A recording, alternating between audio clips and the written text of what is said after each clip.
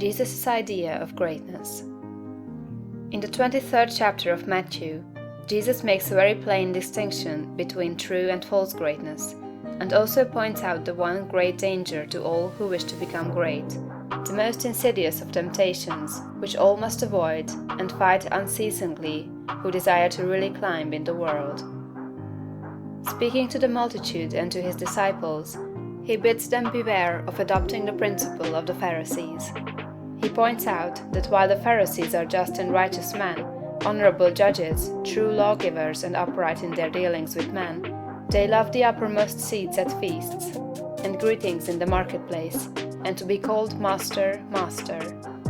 And in comparison with this principle, he says, "He that will be great among you, let him serve." The average person's idea of a great man, rather than of one who serves, is of one who succeeds in getting himself served. He gets himself in a position to command men, to exercise power over them, making them obey his will. The exercise of dominion over other people, to most persons, is a great thing. Nothing seems to be sweeter to the selfish soul than this.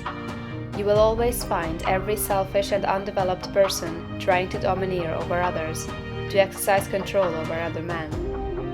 Savage men were no sooner placed upon the earth than they began to enslave one another.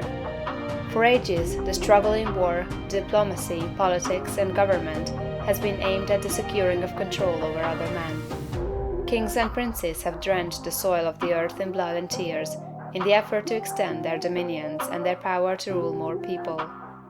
The struggle of the business world today is the same as the one on the battlefields of Europe a century ago, so far as the ruling principle is concerned. Robert O. Ingersoll could not understand why men like Rockefeller and Carnegie seek for more money and make themselves slaves to the business struggle when they already have more than they can possibly use.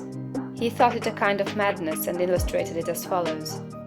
Suppose a man had 50,000 pairs of pants, 75,000 vests, 100,000 coats, and 150,000 neckties. What would you think of him if he arose in the morning before light and worked until it was dark every day, rain or shine, in all kinds of weather, merely to get another necktie? But it is not a good simile. The possession of neckties gives a man no power over other men, while the possession of dollars does. Rockefeller, Carnegie, and other kind are not after dollars but power. It is the principle of the Pharisee. It is the struggle for the high place. It develops able men, cunning men, resourceful men, but not great men. I want you to contrast these two ideas of greatness sharply in your mind. He that will be great among you, let him serve.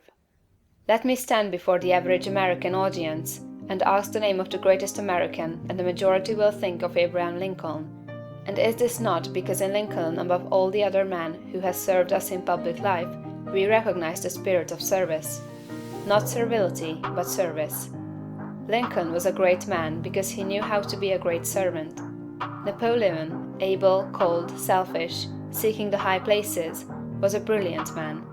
Lincoln was great, Napoleon was not. The very moment you begin to advance and are recognized as one who is doing things in a great way, you will find yourself in danger. The temptation to patronize, advise, or take upon yourself the direction of other people's affairs is sometimes almost irresistible. Avoid, however, the opposite danger of falling into servility, or of completely throwing yourself away in the service of others. To do this has been the ideal of a great many people.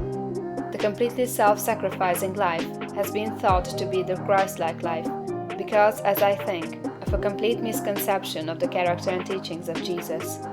I have explained this misconception in a little book that I hope you may all sometime read, A New Christ. Thousands of people imitating Jesus, as they suppose, have belittled themselves and given up all else to go about doing good, practicing an altruism that is really as morbid and as far from great as the rankest selfishness. The finer instincts, which respond to the cry of trouble or distress, are not by any means all of you. They are not necessarily the best part of you. There are other things you must do besides helping the unfortunate, although it is true that a large part of the life and activities of every great person must be given to helping other people. As you begin to advance, they will come to you. Do not turn them away, but do not make the fatal error of supposing that a life of complete self-abnegation is the way of greatness. To make another point here, let me refer to the fact that Swedenborg's classification of fundamental motives is exactly the same as that of Jesus. He divides all men into two groups: those who live in pure love, and those who live in what he calls the love of ruling for the love of self. It will be seen that this is exactly the same as the lust for place and power of the Pharisees. Swedenborg saw this selfish love of power as the cause of all sin. It was the only evil desire of the human heart, from which all other evil desires sprang. Over against this, he places pure love. He does not say love of God or love of man, but merely love. Nearly all religionists make more of love and service to God than they do of love and service to man. But it is a fact that love to God is not sufficient to save a man from the lust for power, for some of the most ardent lovers of the deity have been the worst of tyrants. Lovers of God are often tyrants, and lovers of man are often meddlesome and officious. End of chapter 18.